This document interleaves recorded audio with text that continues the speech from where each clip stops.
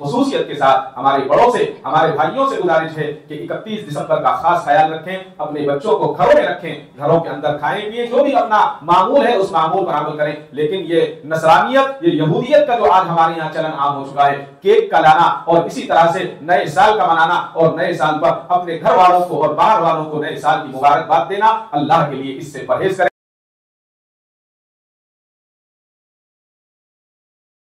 السلام علیکم ورحمۃ اللہ وبرکاتہ۔ الحمد للہ نحمده ونستعینه ونستغفره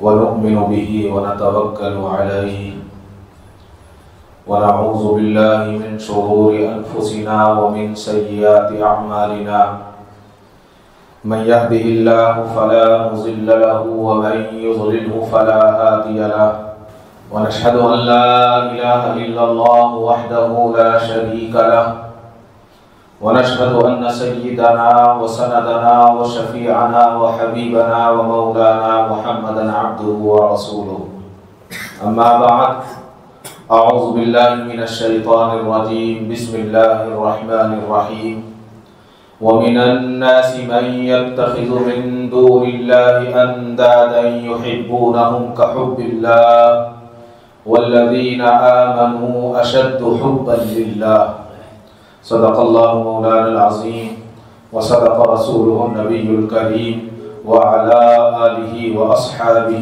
اجمعین والحمد للہ رب العالمین۔ محترم حضرات، قرآن کریم کی ایک آیت تلاوت کی ہے جس میں اللہ تعالیٰ نے ارشاد فرمایا، اور لوگوں میں کچھ وہ بھی ہیں جو اللہ کے علاوہ دوسروں کو اس کی خدائی میں اس طرح شریک قرار دیتے ہیں کہ ان سے ایسی محبت رکھتے ہیں جیسے اللہ سے رکھنی چاہیے، اور جو لوگ ایمان لا چکے ہیں وہ اللہ ہی سے سب سے زیادہ محبت رکھتے ہیں۔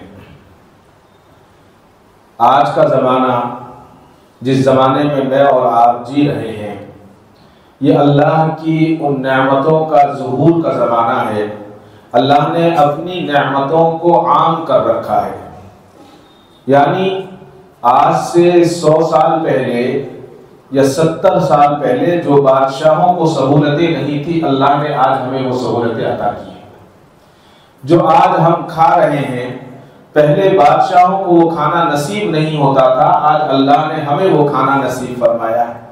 یعنی ہر طرح کی نعمتوں سے ہمیں نوازا ہے، لیکن انسان اتنا ناشکرا ہے کہ کھاتا رب کی ہے، گاتا دوسروں کی ہے۔ اللہ کا کھاتا ہے، اللہ کا دیا ہوا سب کچھ ہے، لیکن اللہ کو بھول گیا ہے اور غیر اللہ سے منتیں مانگتا ہے، غیر اللہ سے حاجتیں مانگتا ہے۔ وہ یہ سوچتا ہے کہ یہ میری حاجت پوری کر دے گا، یہ میری ضرورت پوری کر دے گا اور میں کامیاب ہو جاؤں گا، جبکہ یہ بتایا گیا ہے کہ اللہ ہی ایک ایسی ذات ہے جس سے سب سے زیادہ محبت رکھنی چاہیے، اور اللہ سے محبت رکھنے کے لیے سب سے پہلے کس چیز کی ضرورت ہے؟ پہلی ضرورت ایمان کی ہے، لا الہ الا اللہ محمد رسول اللہ صلی اللہ علیہ وسلم۔ اور اس بات کا اقرار کریں کہ اللہ ایک ہے، اس کا کوئی شریک نہیں ہے، اور اللہ کے نبی صلی اللہ علیہ وسلم اس کے رسول ہیں۔ دوسرا علم کی ضرورت ہے، علم دین اتنا حاصل کریں کہ حلال اور حرام کا ہمیں پتہ چل جائے۔ خصوصاً میں طلبہ سے توجہ ہوں کہ آج اللہ نے طالب علموں کے لیے اتنی سہولت رکھی ہے کہ اس کا تصور نہیں کیا جا سکتا۔ گھر سے اچھا رہنا ملتا ہے، گھر سے اچھا کھانا ملتا ہے، گھر سے اچھی سہولت ملتی ہے۔ ہمارے گھر میں ہم حاصل پر سوتے ہیں، مدرسے کے اندر پلنگ دیا جاتا ہے، گھر کے اندر رات کا کھانا ہم صبح بھی کھا لیتے ہیں، صبح کا کھانا دوپہر میں بھی کھاتے ہیں، ہم خود کھاتے ہیں، کسی اور کی بات میں نہیں کر رہا ہوں۔ لیکن مدرسے میں اللہ تعالیٰ نے کیا کیا ہے؟ صبح کا کھانا صبح میں ملتا ہے، دوپہر کا دوپہر میں، شام کا شام میں۔ یہی حال جماعت کی ہے۔ جب انسان جماعت میں جاتا ہے، پہلے کس طرح جماعت میں لوگ جایا کرتے تھے، آج کس طرح سے جاتے ہیں؟ پہلے لوگ تکالیف برداشت کیا کرتے تھے۔ حضرت جی رحمت اللہ علیہ کے ساتھ ایک صاحب ہیں ہمارے کرناٹکا لیاؤٹ میں، ابھی حیات ہیں، اللہ ان کو عمر دراز فرمائے۔ انہوں نے وقت لگایا، ایک دن ابھی وہ آئے تھے، میں ان سے پوچھنے لگا حضرت اس زمانے میں جب بدعات کا زمانہ تھا آپ کیسے کیا کرتے تھے کام؟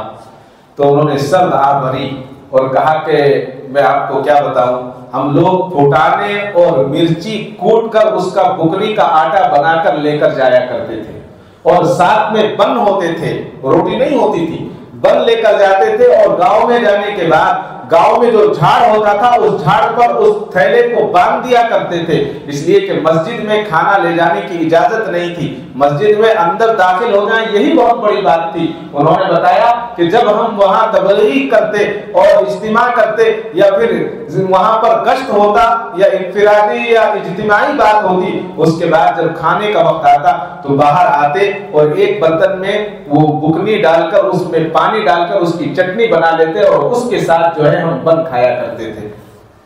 وہ زمانہ تھا، کتنا محنت کا زمانہ، لیکن ان لوگوں نے اتنی محنت کی کہ آج ہمارے لیے اس کو حلوہ بنا دیا اور میٹھا بنا دیا۔ آج ہم مسجد میں بیٹھ کر ہر چیز آرام کے ساتھ اللہ نے ہمارے لیے مہیا کی ہے۔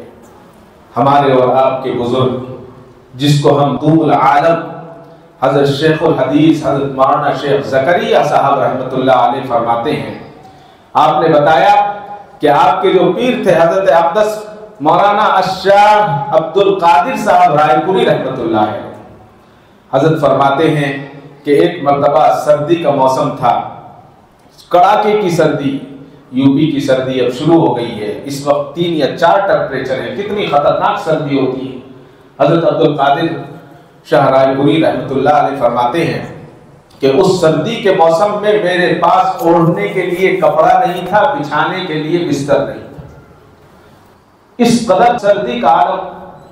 مسجد میں گیا، مسجد میں جا کر میں انتظار کرتا رہتا کہ لوگ مسجد سے گھر چلے جائیں، جب سارے لوگ گھر چلے جاتے اور مسجد کا چراغ بجھا دیا جاتا تو میں صف کے اندر لیٹ کر اس صف کو اپنے اوپر لپیٹتے لپیٹتے دوسری طرف چلا جاتا، اور پوری رات سردی کے اندر اس طرح سے گزرتی، نیند تو آتی نہیں تھی لیکن اپنے آپ کو سردی سے بچانے کی کوشش کرتا، اور جب اندازہ ہوتا کہ فجر کا وقت ہونے والا ہے یا مؤذن آ چکا ہے تو فوراً جو ہے اپنے آپ کو سیدھا کرتا اور دوسری طرف چلا جاتا اور صف کو بچھا دیا کرتا۔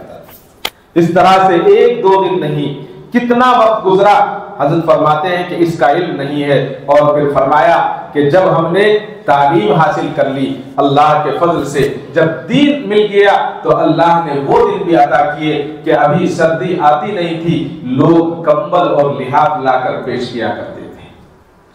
پہلے ایک چادر کو ترس رہے تھے، ایک لحاف اور ایک کمبل کو ترس رہے تھے، لیکن جب علم دین حاصل ہو گیا پھر ایک وقت ایسا آیا کہ ابھی سردی آئی نہیں، ایک آدمی آتا کہتا کہ حافظ صاحب مولانا یہ آپ کمبل لے لیجئے، سردی آنے والی ہے، آپ کو پریشانی ہوگی۔ یہ کیا تھا؟ یہ علم دین کی برکت تھی۔ ہم نے اللہ کے ہم قریب ہونے کی ہم نے کوشش کی تو اللہ نے ہماری ساری کی ساری پریشانیوں کو دور کر دیا۔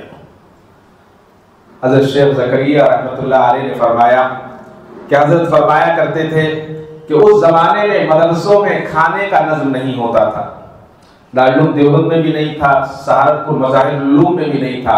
جو طلبہ آیا کرتے تھے اور جن طلبہ کا داخلہ ہوتا تھا کہ آپ کو کھانا دیا جائے گا تو کھانے کی رقم دے دیا کرتے تھے اور کہا کرتے تھے کہ اس رقم سے آپ کھانا کھا لیں، اور وہ رقم اتنی مختصر ہوتی تھی کہ کسی وقت کھانا ملتا تھا، کھایا جاتا تھا، اور کسی وقت کھانا نصیب نہیں ہوتا تھا۔ اور حضرت شیخ نے فرمایا کہ مدرسوں میں جب کھانے کا نظم ہوا تو طلبہ بیکار ہو گئے، یعنی مفت کا کھانے کو ملنے لگا، آرام سے ملنے لگا تو وہ آرام طلب ہو گئے۔ اور حضرت نے فرمایا کہ وہ زمانہ تھا کہ جب ہم پڑھا کرتے تھے اور پڑھنے کے بعد بھوک لگا کرتی تھی تو فوراً یہ ہوتا تھا کہ کمرے پر جا کر جلدی سے کھانا پکائیں، کبھی کھانا کچا پکتا تھا، کبھی روٹی کچی ہوتی تھی، کبھی سبزی کچی ہوتی تھی، لیکن اپنے ہاتھ کا پکا ہوا کچا بھی اچھا لگتا ہے اور ہم کھا لیا کرتے تھے۔ یعنی انسان جب اللہ کی رضا کے لیے کچھ کرنا چاہتا ہے تو اللہ تبارک و تعالیٰ پھر اس پر اپنی انعامات کا دروازہ کھول دیتے ہیں۔ آج اللہ تعالیٰ نے انعامات کے دروازوں کو کھول رکھا ہے۔ حضرت شیخ نے بڑی تفصیل سے اس کو لکھا ہے اور اس کو حضرت شاہ ابرار الحق صاحب رحمۃ اللہ علیہ نے جو ہے اس کو نقل کیا ہے۔ فرمایا جب دین کی اہمیت انسان کے اندر آ جاتی ہے تو ہر چیز چھوٹی لگتی ہے، مال تو بھول چھوٹی سی چیز ہے، فرمایا کہ جان بھی چھوٹی لگنے لگتی ہے، کہ اگر دین کی اہمیت آ جائے تو اگر اس سے جان مانگی جائے تو انسان جان بھی آسانی کے ساتھ دے دیتا ہے۔ حضرت زید بن ثابت رضی اللہ تعالیٰ عنہ کا بیان ہے کہ احد کے روز رسول اللہ صلی اللہ علیہ وسلم نے مجھے بھیجا کہ میں حضرت سعد بن ربیع رضی اللہ تعالیٰ عنہ کو تلاش کروں۔ کہا کہ جاؤ سعد بن ربیع رضی اللہ تعالیٰ عنہ کو تلاش کرو، اور فرمایا کہ اے زید جب وہ دکھائی پڑے تو انہیں میرا سلام کہنا اور ان سے پوچھنا کہ رسول اللہ صلی اللہ علیہ وسلم نے معلوم کیا ہے کہ تم اپنے آپ کو کیسا پا رہے ہو۔ حضرت زید رضی اللہ تعالیٰ عنہ فرماتے ہیں کہ میں وہاں گیا جہاں شہداء کی لاشیں پڑی ہوئی تھی، جہاں مقتولین کی تعداد تھی، پہچانے نہیں جا رہے تھے لوگ، چہرے خونوں میں تر تھے۔ ڈھونڈتے ڈھونڈتے دیکھا کہ وہاں حضرت سعد رضی اللہ تعالیٰ عنہ لیٹے ہوئے زخموں سے چور ہیں۔ جب قریب گیا تو اندازہ ہوا کہ یہ اپنی آخری سانسیں لے رہے ہیں، یعنی موت بالکل قریب ہے، آخری سانسیں لے رہے ہیں۔ انہیں نیزے اور تلوار کے تیر کے 70 سے زیادہ ان کے جسم پر زخم تھے۔ تو حضرت زید رضی اللہ تعالیٰ عنہ نے قریب کو گئے اور سلام کیا کہ سعد بن ربیع تمہیں اللہ کے نبی صلی اللہ علیہ وسلم نے سلام کہا ہے۔ حضرت سعد بن ربیع خوش ہو گئے اور پوچھا کہ اللہ کے نبی کیسے ہیں؟ اللہ اکبر، کیا حال ہوگا، اپنی تکلیف میں ہے لیکن اس وقت پوچھ رہے ہیں کہ اللہ کے نبی کیسے ہیں۔ حضرت زید بن ثابت نے کہا کہ اللہ کے نبی نے دریافت کیا ہے، معلوم کیا ہے کہ تم اپنے آپ کو کیسا پا رہے ہو۔ تو میں اور آپ ہوتے، آج کا دور ہوتا تو کیا کہتے، اتنے زخم ہو گئے ہیں، اتنا درد ہو رہا ہے، اتنی تکلیف ہوئی ہے، یا میں نے اتنے منافقین کو، مشرکین کو مارا ہے۔ لیکن حضرت سعد بن ربیع رضی اللہ تعالیٰ عنہ نے کہا کہ آپ رسول اللہ صلی اللہ علیہ وسلم کو میرا سلام عرض کر دیں اور کہیں کہ یا رسول اللہ جنت کی خوشبو پا رہا ہوں، میں جنت کی خوشبو سونگھ رہا ہوں۔ اور پھر کہا میں اپنی انصار قوم سے کہتا ہوں کہ تم میں سے ایک آنکھ بھی ہلتی رہے اور دشمن رسول وہ رسول اللہ صلی اللہ علیہ وسلم تک پہنچنے کی کوشش کرے یا پہنچ گیا تو تمہارے لیے اللہ کے نزدیک کوئی عذر نہ ہوگا اس وقت تک کہ اس کی روح پرواز نہ کر گئی۔ یعنی آپ کا کہنے کا مطلب یہ تھا کہ اگر آنکھ ایک آنکھ سے دیکھ رہے ہوں، ایک آنکھ ضائع ہو گئی اور صرف آنکھ سے دیکھ رہے ہوں، تمام جسمانی تکالیف میں مبتلا ہوں، لیکن اگر کوئی دشمن اللہ کے نبی کے قریب آ جائے تو اس کو قریب نہیں آنے دیا جا سکتا۔ اللہ کے نبی کی حفاظت تب تک کرنی ہے جب تک ہمارے جسم سے روح پرواز نہ کر جائے۔ اللہ اکبر، کیا عشق تھا، کیا محبت تھی، اسی کو کہا ہے سچا عشق، اسی کو کہا ہے سچی محبت۔ حضرت ربیعہ رضی اللہ تعالیٰ عنہ کو اللہ کے نبی نے نصیحت فرمائی۔ آج ہم یہ سوچ لیتے ہیں کہ مدرسے میں چند سال گزار لیں، جی ہم سب سے افضل ہو گئے۔ افضل کوئی نہیں ہے، کتنا بھی ہمارے پاس علم ہو ہم افضل نہیں ہیں جب تک کلمے والی موت پر ہمارا خاتمہ نہ ہو جائے۔ اگر کلمے کی موت پر ہمارا خاتمہ ہے تو ہم کامیاب ہیں، ورنہ ہم کامیاب نہیں۔ بظاہر دنیا میں ہم کامیاب دکھتے ہوں گے، کسی کو دکھتے ہیں۔ حضرت ربیعہ بن کعب اسلمی رضی اللہ تعالیٰ عنہ سے روایت ہے کہ وہ بیان کرتے ہیں کہ میں رسول اللہ صلی اللہ علیہ وسلم کے پاس رات گزارتا تھا، چنانچہ آپ صلی اللہ علیہ وسلم کو وضو کے لیے پانی اور کسی چیز کی ضرورت ہوتی تو وہ دیتا۔ تو ایک دن اللہ کے نبی صلی اللہ علیہ وسلم بڑے خوش ہوئے اور آپ نے فرمایا کہ ربیعہ مجھ سے مانگو۔ میں نے کہا کہ اے اللہ کے نبی میں آپ سے جنت میں آپ کی رفاقت مانگتا ہوں، یعنی کل قیامت کے دن جب جنت میں ہوں گے تو میں یہ چاہتا ہوں کہ میں آپ کے ساتھ جنت میں رہوں۔ تو حضرت ربیعہ کی اس بات کو سنا اور آپ نے فرمایا اور کچھ مانگنا چاہو اور بھی مانگو۔ انشاءاللہ تمہیں جنت میں میری رفاقت نصیب ہوگی، اللہ کے نبی نے فرمایا۔ تو حضرت ربیہ نے کہا کہ اللہ کے نبی مجھے یہ کافی ہے کہ میں آپ کے ساتھ جنت میں رہوں، یہ عشق تھا۔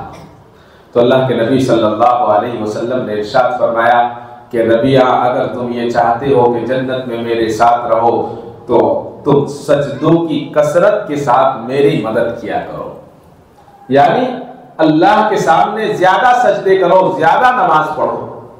آج ہم یہ سمجھتے ہیں کہ اگر ہم نے 5 وقت کی پڑھ لی تو بہت بڑا احسان کر دیا، کسی پر ہمارا احسان نہیں، کسی پر احسان نہیں ہے۔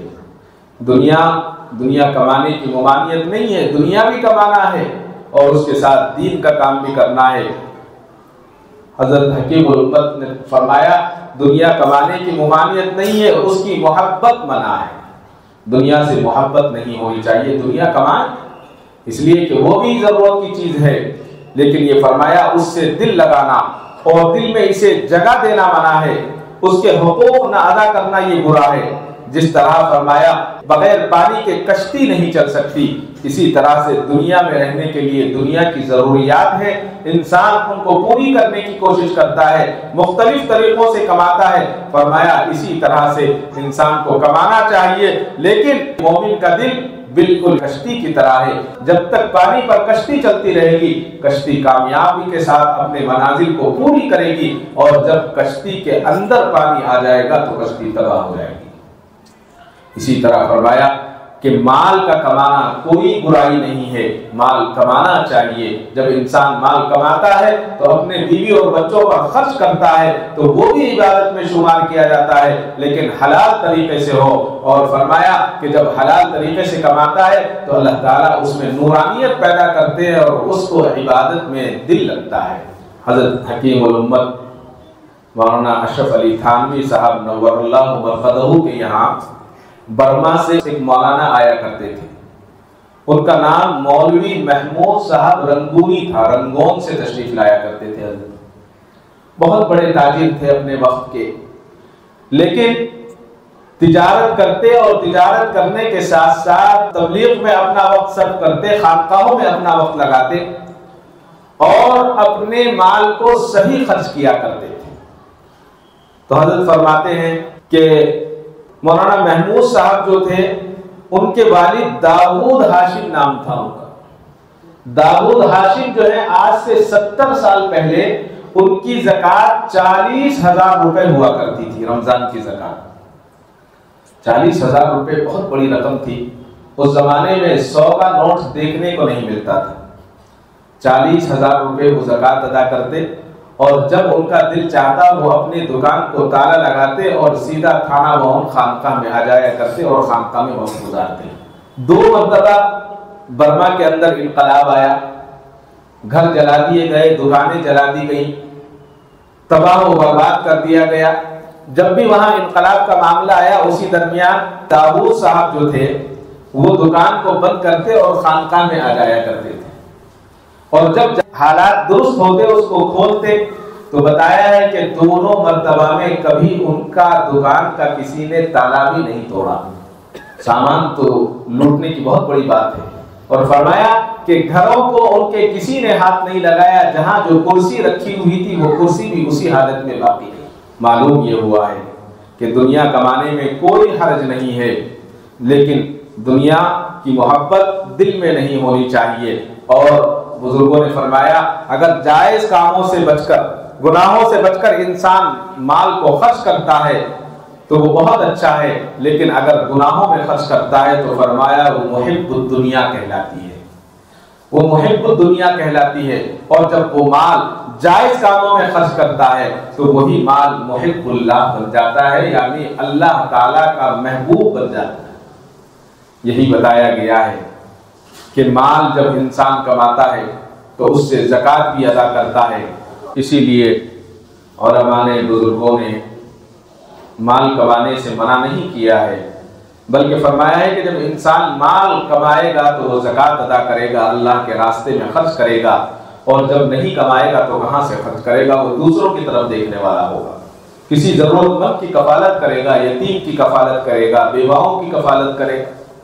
اللہ کے لیے خرچ کرے گا تو یہ باعث اجر و ثواب ہوگا، اور اگر نہیں ہوگا تو پھر نہیں کر سکتا۔ اسی لیے کہا ہے کہ جو سچا تاجر ہے، سچ بول کر تجارت کرنے والا ہے، امانت داری کے ساتھ تجارت کرنے والا ہے، کام کرنے والا ہے، کل قیامت کے دن اللہ تعالیٰ انبیاء، صدیقین اور شہداء کے ساتھ اس کا حشر فرمائیں گے۔ یہ اسی وقت ہو سکتا ہے جب اللہ سے ڈرنے والا ہو، اور اگر اللہ سے ڈر نہیں ہے تو پھر کوئی چیز نہیں ہے۔ میں عرض یہ کر رہا تھا کہ اللہ سے سچی محبت ہونی چاہیے۔ حضرت ابراہیم بن ادھم رحمۃ اللہ علیہ، ان کے تعلق سے آتا ہے کہ اللہ سے عشق کا ایک بلند مرتبہ حضرت کا، ایک طرف اللہ سے عشق تھا، دوسری طرف بادشاہ بھی تھے۔ بعد میں وہ لمبا تفصیلی واقعہ ہے، آپ نے بادشاہ چھوڑ دی تھی۔ جس وقت آپ بادشاہ تھے، ایک مرتبہ خانہ کعبہ کے اندر آپ تشریف فرما تھے، کعبۃ اللہ کے اندر آپ ہیں اور عبادت میں مصروف ہیں، اللہ اللہ کر رہے ہیں۔ آپ کا ایک بیٹا تھا جس کو بہت زیادہ چاہتے تھے، چھوٹا سا بچہ، جو بھی کسی کا بھی ہو آدمی کو بہت اچھا لگتا ہے۔ تو حضرت ابراہیم بن ادھم کے غلام اور ملازم جو تھے، وہ حضرت ابراہیم بن ادھم کے چھوٹے بچے کو، جو گود کا بچہ تھا، وہ لے کر کعبۃ اللہ میں آ گئے۔ کعبۃ اللہ میں آنے کے بعد حضرت ابراہیم بن ادھم کے پاس لائے۔ اب بچے کو دیکھا تو بڑے خوش ہوئے، ایک تو ان کا اپنا بچہ اور اس سے بڑی محبت۔ اس بچے کو گود میں بٹھا لیا، گود میں بٹھانے کے بعد اس سے پیار کرنے لگے اور اس سے بات کرنے لگے، اسے کھلانے لگے۔ اب اللہ تعالیٰ جو ہے اپنے خاص بندوں پر خاص نظر رکھتے ہیں، نظر تو سب پر ہوتی ہے۔ حضرت ابراہیم بن ادھم رحمۃ اللہ علیہ کو غیب سے آواز آئی، اے ابراہیم، تو ہماری محبت کا دعویٰ کرتا ہے، اور جب سے بیٹا گود میں آیا ہے تو ہمیں بھول گیا ہے۔ اللہ اکبر۔ حضرت ابراہیم بن ادھم نے یہ سنا تو آپ کا رنگ پیلا ہو گیا، زرد ہو گیا، اور اللہ رب العزت کے دربار میں رونے لگے، گڑ گڑانے لگے، اور گڑ گڑا کر اللہ رب العزت کے دربار میں سجدے ریز ہو گئے اور کہا کہ اے اللہ، جس نے ابراہیم کو تیری عبادت سے غفلت میں ڈالا، اس کو مٹا دیجیے۔ کتنی بڑی دعا تھی۔ کہا کہ اے اللہ، جس نے آپ کی دعا سے غفلت میں ڈالا، اس کو مٹا دیجیے۔ بتائیے کیا کوئی ایسی دعا کر سکتا ہے کوئی بات؟ اتنا کہنا تھا، اللہ تعالیٰ بھی تو بڑے سننے والے ہیں، فوراً دعا کو قبول کیا، اور حضرت ابراہیم بن ادھم کی گود میں جو بچہ تھا انتقال ہو گیا۔ انتقال کے بعد اس کی تدفین کی اور اللہ کا شکر ادا کیا کہ اے اللہ، آپ کا شکر ہے، آپ نے مجھے غفلت سے بچا لیا۔ اللہ اکبر۔ یہ تھا اللہ سے عشق۔ جب انسان کوشش کرتا ہے اور چاہتا ہے تو وہ اس کو پا لیتا ہے، اور اللہ تعالیٰ بڑے ارحم الراحمین ہیں، اللہ تعالیٰ دینے والے ہیں۔ جب اس سے مانگتے ہیں تو وہ خوش ہوتا ہے۔ کوئی معمولی سا آدمی بھی جب اللہ کی بارگاہ میں گہار لگاتا ہے تو اللہ تعالیٰ اس کی بات کو سنتے ہیں۔ بار بار ہم نے سنا فرعون کے محل میں رہنے والی ایک باندی معشوقہ، اس نے کیا کیا؟ اللہ کے عشق میں مبتلا ہو گئی، اور وقت کے فرعون کے سامنے، جس نے خدائی کا دعویٰ کیا تھا، اس کے سامنے کہہ دیا ہمت کے ساتھ کہ میں موسیٰ کے خدا پر ایمان لاتی ہوں، میں موسیٰ کے خدا کو مانتی ہوں۔ اس پر فرعون نے کہا کہ موسیٰ کے خدا کو ماننا چھوڑ دے، میری خدائی کو مان لے، ورنہ میں تیرا وہ حال کروں گا کہ قیامت تک دنیا یاد رکھے گی۔ ظالم فرعون نے اس باندی عورت کو چومینا کرنے کا حکم دیا۔ چومینا کس کو کہتے ہیں؟ کہ پیروں پر اور ہاتھوں کو تختے پر ایسے انسان کو دیوار کی طرح لگا کر اس کو میخ مار دے۔ تختوں پر اس کو لٹایا گیا، پیروں میں میخ ماری گئی، پورے پیروں میں اور ہاتھوں میں، ہڈیاں ٹوٹ گئی اور اس کے درمیان سے میخوں کو گاڑ دیا گیا۔ اور ظالم فرعون نے صرف اس پر خاموش نہیں رہا، بلکہ اس کے بعد اس نے بہت سے سانپ اور بچھو بھی اس پر لا کر ڈالے اور کہا کہ اے موسیٰ کے خدا کو ماننے والی اس کو چھوڑ دے، ورنہ یہ سزا تجھے 2 ماہ تک اسی طرح سزا دی جائے گی، 2 مہینے تک۔ 2 مہینے کون زندہ رہتا ہے؟ وہ باندی جو اللہ کے عشق میں مبتلا تھی، جس نے اللہ کو جان اور پہچان لیا تھا، وہ سمجھ گئی تھی کہ اللہ کیا ہے۔ اس نے کہا کہ اے فرعون، تو 2 مہینے کی بات کرتا ہے، اگر 70 مہینے بھی یہ عذاب دے تو روز بروز خدا کی محبت میں اضافہ دیکھے گا، کمی نہیں ہوگی، اس میں محبت میں اللہ سے اضافہ پائے گا اور اسی میں وہ شہید ہوگی۔ آج ہم عبادت کرتے ہیں جنت کی لالچ میں، آج ہم عبادت کرتے ہیں دوزخ کے ڈر سے۔ ہم اگر سیرتوں کو پڑھیں، اللہ کے نبی کی زندگی کو پڑھیں، صحابہ کی زندگی کو پڑھیں، تو ہمیں پتہ چلے گا کہ انہوں نے عبادت کس لیے کی تھی۔ انہوں نے جنت کی طرف میں عبادت نہیں کی، دوزخ سے بچنے کے لیے عبادت نہیں کی، عبادت کی ہے تو صرف اللہ کی رضا کے لیے کی۔ حضرت علی کرم اللہ وجہ دن رات عبادت کیا کرتے، فرصت ملتی عبادت کیا کرتے، اور ایک مرتبہ فرمایا کہ اللہ نہ دوزخ کا خوف ہے نہ جنت کی طلب ہے، اور کہا کہ اے اللہ اگر دوزخ کے ڈر سے عبادت کروں تو مجھے دوزخ میں ڈال دے، اور اگر جنت کی آرزو میں تیری عبادت کروں تو مجھے ہرگز جنت مت دینا۔ یہ حضرت علی کرم اللہ وجہ کے سخت الفاظ ہیں، اور دعا کرتے ہیں اے اللہ بس میں تیری محبت میں عبادت کرتا ہوں اور آپ سے گزارش کرتا ہوں آپ اپنا دیدار نصیب کر دینا۔ اللہ اکبر۔ کبھی ہمارے وہم و گمان میں آتا ہی نہیں کہ ہمیں اللہ کا دیدار ہونا چاہیے۔ یہ تھا عشق۔ کہتے ہیں کہ نہ دوزخ کے لیے نہ جنت کے لیے، صرف آپ کی محبت میں عبادت کر رہا ہوں اور آپ کا دیدار چاہتا ہوں۔ لوگوں نے جنہوں نے دین کو سمجھا انہوں نے دین پر محنت کی، اور جنہوں نے دین کو نہیں سمجھا وہ دین کو چھوڑ دیا اور دنیا پر محنت کرتے رہے۔ آج ہم دیکھ رہے ہیں لاکھوں ہزاروں کروڑوں کے مالک جب مرتے ہیں تو دوسرے دن تیسرے دن ان کا کوئی نام لینے والا نہیں ہوتا ہے۔ حضرت عمر فاروق رضی اللہ تعالیٰ عنہ کے زمانے میں ایک صاحب ان کی خدمت میں حاضر ہوئے، امیر المومنین کی۔ وضع قضا اور گفتگو سے معلوم ہوا کہ یہ عرب کے نہیں ہیں، کہیں اور کے رہنے والے ہیں، مکے اور مدینے کے نہیں ہیں۔ چنانچہ وہ خدمت میں حاضر ہوئے تو حضرت عمر فاروق نے پوچھا کہ السلام علیکم بھائی، آپ کہاں سے آئے ہو، کیا بات ہے؟ تو اس شخص نے کہا کہ میں ملک شام سے آیا ہوں، شام سے مدینہ آئے۔ پوچھا کہ آپ کے آنے کی وجہ کیا ہے، کیوں آئے ہیں؟ تو اس شخص نے کہا کہ میں نے رسول اللہ صلی اللہ علیہ وسلم نے جس طرح سے التحیات نماز میں پڑھتے تھے اسے سیکھنے کے لیے آیا۔ اللہ اکبر۔ آج کا زمانہ نہیں تھا کہ فلائٹ میں بیٹھے 4 گھنٹے میں سعودیہ چلے گئے، ٹرین کا زمانہ نہیں تھا کہ 10 یا 20 گھنٹے میں پہنچ گئے۔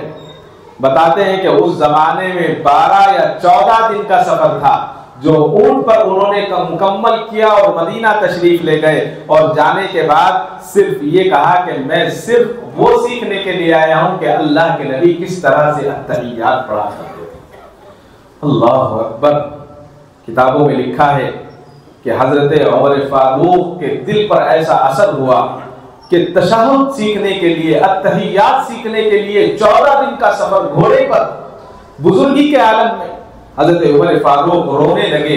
اتنے روئے کہ سیدنا عمر فاروق رضی اللہ تعالیٰ عنہ کی داڑھی مبارک تر ہو گئی، اور فرمایا قسم ہے اس ذات کی جس نے ہم سب کو پیدا کیا، مجھے امید ہے اللہ تمہیں کبھی عذاب نہیں دے گا۔ اس لیے کہ انہوں نے دین کی اہمیت کو جانا تھا۔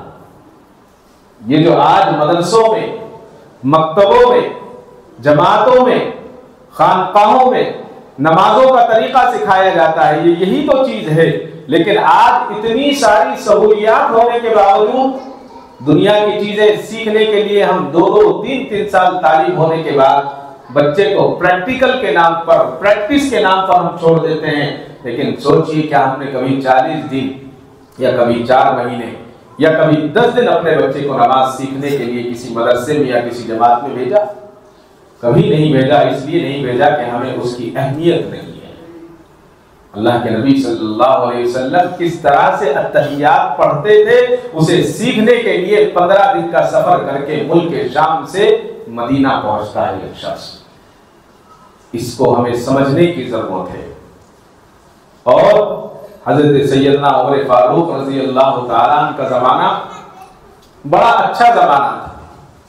حضرت عمر فاروق جب ملک شام کے دورے کے لیے حضرت عبیدہ رضی اللہ تعالیٰ عنہ وہاں کے گورنر تھے ملک شام کے، تو ملک شام جانے کے بعد حضرت سیدنا عمر فاروق رضی اللہ تعالیٰ عنہ نے سب چیزیں دیکھی، اور دیکھنے کے بعد حضرت ابو عبیدہ سے کہا کہ ابو عبیدہ اپنا گھر لے چلو، اپنا گھر دکھاؤ۔ تو حضرت ابو عبیدہ نے کہا کہ امیر المومنین وہاں کیا کریں گے، جا کر وہاں کیا کریں گے، رہنے دیجیے، یہیں رہیے، آپ مت چلیے، میرے گھر مت جائیے۔ لیکن سیدنا عمر فاروق رضی اللہ تعالیٰ ہر چیز پر نظر رکھتے تھے۔ یہ بھی نظر رکھتے تھے کہ کوئی گورنر آٹا چھان کر تو روٹی نہیں کھا رہا ہے، اتنی سخت نظر تھی۔ حضرت عمر نے کہا کہ نہیں، ابو عبیدہ اپنے گھر لے چلو۔ حضرت ابو عبیدہ رضی اللہ تعالیٰ عنہ کو لے کر گھر گئے۔ جب گھر پر گئے تو دیکھا کہ وہاں کچھ نہیں ہے، وہاں کوئی بڑا مکان نہیں تھا، وہاں کوٹھی نہیں تھی، وہاں ایک چمڑے کا چھوٹا سا ٹکڑا بچھا ہوا تھا اور ایک مشکیزہ لٹکا ہوا تھا، اور اس کے علاوہ کچھ نہیں تھا۔ حضرت سیدنا عمر فاروق رضی اللہ تعالیٰ عنہ نے دیکھا اور پھر حضرت ابو عبیدہ سے کہا کہ ابو عبیدہ بھوک لگی ہے، کچھ کھانے کے لیے لیا۔ تو کہا کہ امیر المومنین میں نے پہلے ہی کہا تھا یہاں کھانے کو نہیں ملے گا، میرے گھر میں کچھ نہیں ہے، چلو میں دیکھتا ہوں۔ تلاش کیا، ادھر ادھر دیکھے، مٹی کے برتنوں میں روٹی کے چھوٹے چھوٹے ٹکڑے پڑے ہوئے تھے، ان روٹی کے ٹکڑوں کو اٹھایا اور لکڑی کے ایک پیالے میں ڈال کر اس میں پانی ڈال دیا اور تھوڑا سا نمک ڈال دیا۔ نمک ڈالنے کے بعد جب وہ تھوڑا سا نرم ہو گئے تو سیدنا عمر فاروق رضی اللہ تعالیٰ عنہ کے سامنے پیش کیے، کہا کہ امیر المومنین نوش فرمائیں۔ حضرت امیر المومنین عمر فاروق رضی اللہ تعالیٰ عنہ نے جب حضرت ابو عبیدہ ابن جراح رضی اللہ تعالیٰ عنہ سے فرمایا تم تو ذرا سے بھی نہیں بدلے۔ آج اللہ نے ہمیں ساری سہولیات دی ہیں، اللہ کے نبی کے دور میں جس طرح تو ہم اور تم رہا کرتے تھے، آج بھی تم اسی طرح سے رہتے ہو، اور آپ رونے لگے، اور روتے روتے آپ نے وہ کچھ کھایا اور کھا کر فرمایا کہ اے ابو عبیدہ تمہاری سادگی کو دیکھ کر اللہ کے نبی کا زمانہ یاد آیا۔ ابو عبیدہ دنیا بدل گئی ہے لیکن تم نہیں بدلے، تم تو بالکل ایسے ہی ہو جس طرح کے اللہ کے نبی کے زمانے میں سے۔ اللہ اکبر۔ یہ حضرات پریشان نہیں تھے، لیکن انہوں نے اپنے آپ پر دنیا کو تنگ کر رکھا تھا، دنیا کی محبت ان کے دل میں نہیں تھی۔ ان کے دل میں اگر کوئی محبت تھی تو صرف اور صرف اللہ کی محبت تھی، اللہ کی رضا تھی۔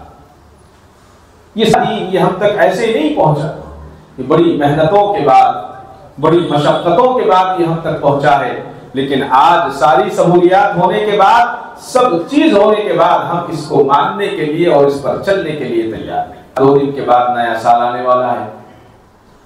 یہ نئے سال سے ہمارا کوئی تعلق ہی نہیں ہے۔ ہمارے نئے سال سے کیا تعلق؟ یہ عیسائیوں نے عیسوی ہم اس کو کہتے ہیں، عیسائیوں کا سال ہے، وہ لوگ اس کو غلط طریقے سے مناتے ہیں۔ ہمارے یہاں سال کا کوئی تصور نہیں ہے، لیکن افسوس سر افسوس 31 دسمبر کے دن محلے میں کیا ہو رہا ہے؟ پہلے ایسا نہیں تھا۔ دیکھا دیکھی یہ سوشل میڈیا پر دیکھنے کے بعد ہر مسلمان اس میں لگ چکا ہے۔ کیا ہوگا 31 دسمبر کو؟ یہاں روڈ سے لے کر وہاں روڈ تک جتنی بیکریاں ہوں گی، ہر بیکری کے باہر پنڈال لگے گا، اس پنڈال کے اندر بڑے بڑے کیک رکھے جائیں گے، اور کیک لینے والا کون؟ کوئی مشرک نہیں ہے، کوئی عیسائی نہیں ہے، کوئی دوسرے مذہب والا نہیں ہے۔ سب سے زیادہ آگے جو موجود ملے گا، کسی کا نام احمد ہے، کسی کا نام محمد ہے، کسی کا نام کچھ اور ہے۔ دیکھ کر افسوس ہوتا ہے، وہاں پر کھڑے ہو کر لائنوں میں لگ کر کیک لیتے ہیں، اور جس کے گھروں میں مرد دیر سے آنے والے ہیں تو عورتیں جا کر لیتی ہیں، اور اگر عورتیں نہیں ہیں تو جوان بچیاں آپ کو وہاں پر لائن میں کھڑی ہوئی ملیں گی، دھکا مکی چلتی ہوگی۔ ایک 2-2 ہزار روپے کے کیک، 500-700 روپے کا کیک لیتے ہیں، اس کے ساتھ پھر موم بتیاں لی جاتی ہیں، پھر دوسری چیزیں لی جاتی ہیں، اسرائیلی پروڈکٹ خریدتے ہیں، کولڈ ڈرنک خریدتے ہیں، اللہ اکبر۔ اور جب ہم ان کو کہتے ہیں کہ بھائی یہ اسرائیلی چیز ہے، اللہ کے لیے نہ خریدیں، اس میں فلسطین کے بچوں کو شہید کرنے میں آپ بھی شامل ہوں گے، تو کہتے ہیں کہ 20 روپے میں کیا ہو جائے، 50 روپے میں کیا ہو جائے۔ اللہ کے لیے یہ غیروں کی مشابہت کو چھوڑ دیں، اگر اسی طرح مشابہت کرتے رہیں گے تو کل قیامت کے دن انہی کے ساتھ حشر کیا جائے گا۔ 31 دسمبر کو مسلمانوں کے گھروں میں بھی اب 12 بجے لائٹ بند ہونے لگی ہے، پھر شور شرابہ ہوتا ہے، پٹاخے پھوڑے جاتے ہیں اور کیک کاٹے جاتے ہیں اور کیک بانٹے جاتے ہیں۔ یہ کہاں سے ہم لے آئے؟ بار بار جتنا سمجھایا جاتا ہے اتنا زیادہ اس کو ہم کر رہے ہیں، اور سمجھانے پر پھر جواب یہ ملتا ہے، کبھی تو کہتے ہیں کہ عورتوں نے کر لیا، کبھی کہتے ہیں بچوں نے کر لیا، اور کبھی کہتے ہیں کہ چھوٹے بچے ضد کر رہے تھے۔ آپ ان کو بتائیں، اسلامی تاریخ بتائیں کہ اس سے ہمارا کوئی تعلق نہیں ہے، نہ نئے سال سے تعلق ہے، نہ مبارکبادی سے تعلق ہے، نہ کیک سے ہمارا کوئی تعلق ہے، نہ لائٹ بند کر کے اس کو جلانے سے ہمارا کوئی تعلق ہے۔ اللہ تعالیٰ نے مسلمانوں کو اتنی فراوانیاں عطا فرمائی اس زمانے میں، لیکن اس کے باوجود حضرت ابو عبیدہ کا یہ عالم کہ شام کے گورنر ہونے کے بعد سوکھی روٹی کھا کر اپنے آپ کو گزار رہے تھے۔ آج اللہ نے اس امت کے اندر کچھ احباب ایسے رکھے ہیں جو ہمیں پکڑتے ہیں، ہمیں سمجھاتے ہیں، ہمیں بتاتے ہیں کہ یہ کام غلط ہے، اس کام کو مت کرو، لیکن ہمیں جتنا بتایا جاتا ہے ہم اتنا زیادہ اس کو کرتے ہیں، اس لیے کہ ہمیں رحمان کی فکر نہیں، ہم شیطان کی فکر کو ماننے والے ہو گئے ہیں۔ اگر اپنے آپ کے اندر، اپنے دل کے اندر اللہ سے سچی محبت پیدا کرنی ہے تو میں نے جیسا کہ شروع میں قرآن کریم کی آیت تلاوت کی، یحبونہم کحب اللہ والذین آمنوا اشد حبا للہ، اور جو لوگ ایمان لا چکے ہیں وہ اللہ ہی سے سب سے زیادہ محبت رکھتے ہیں۔ لہذا اگر سب سے زیادہ محبت رکھنی ہے تو اپنے آپ کو دین پر لانا ہوگا۔ بار بار کہا جاتا ہے اپنے آپ کو دین سے جوڑنا ہوگا، اسلام سے جوڑنا ہوگا، اور قرآن نے اسی کو تو کہا ہے کہ مکمل اسلام میں داخل ہو، آدھے ٹیٹر آدھے بٹیر نہیں ہونا چاہیے، مکمل اسلام کے اندر داخل ہوں۔ جب ہم مکمل اسلام کے اندر داخل ہوں گے تو ہمیں مسجد کے آداب کا بھی پتہ ہوگا، گھر کے آداب کا بھی پتہ ہوگا، اللہ تبارک و تعالیٰ کے احکامات کا بھی علم ہوگا، اور جب اللہ سے محبت ہوگی تو ہم اللہ سے ڈر کر کام کریں گے، اللہ کا خوف ہوگا تو پھر ہم شیطان کے راستے پر نہیں چلیں گے۔ خصوصیت کے ساتھ ہمارے بڑوں سے، ہمارے بھائیوں سے گزارش ہے کہ 31 دسمبر کا خاص خیال رکھیں، اپنے بچوں کو گھروں میں رکھیں، باہر آوارگی کے لیے نہ چھوڑیں، گھروں کے اندر رکھیں، گھروں کے اندر کھائیں پیئیں، جو بھی اپنا معمول ہے اس معمول پر عمل کریں۔ لیکن یہ نصرانیت، یہ یہودیت کا جو آج ہمارے یہاں چلن عام ہو چکا ہے، کیک کا لانا اور اسی طرح سے نئے سال کا منانا، اور نئے سال پر اپنے گھر والوں کو اور باہر والوں کو نئے سال کی مبارکباد دینا، اللہ کے لیے اس سے پرہیز کریں۔ اگر کوئی مسلمان آپ کو نئے سال کی مبارکباد دیتا ہے تو محبت کے ساتھ، عزت کے ساتھ، عافیت کے ساتھ، نرمی کے ساتھ اس کو بتائیں کہ بھائی یہ نیا سال کچھ نہیں ہوتا، نیا سال نہیں ہے بلکہ آپ کی اور میری زندگی کے 1 سال کم ہو گیا ہے۔ اس بات کو ہم یقینی بنائیں گے تو معلوم نہیں ہے اللہ تعالیٰ کس بات پر راضی ہو جائے۔ اللہ تعالیٰ تو ارحم الراحمین ہیں، چھوٹی چھوٹی باتوں پر نواز دیتے ہیں، نوازنے والے ہیں۔ انشاءاللہ یہ چھوٹے سے ہیں کہنے کو، لیکن اللہ تعالیٰ نے اس میں بڑا اجر و ثواب رکھا ہے۔ اللہ تعالیٰ مجھے اور آپ کو کہنے سننے سے زیادہ عمل صالح کی توفیق عطا فرمائے۔ وآخر دعوانا الحمدللہ رب العالمین۔ کعبے پہ پڑی جب پہلی نظر، کیا چیز ہے دنیا بھول گیا، کیا چیز ہے دنیا بھول گیا۔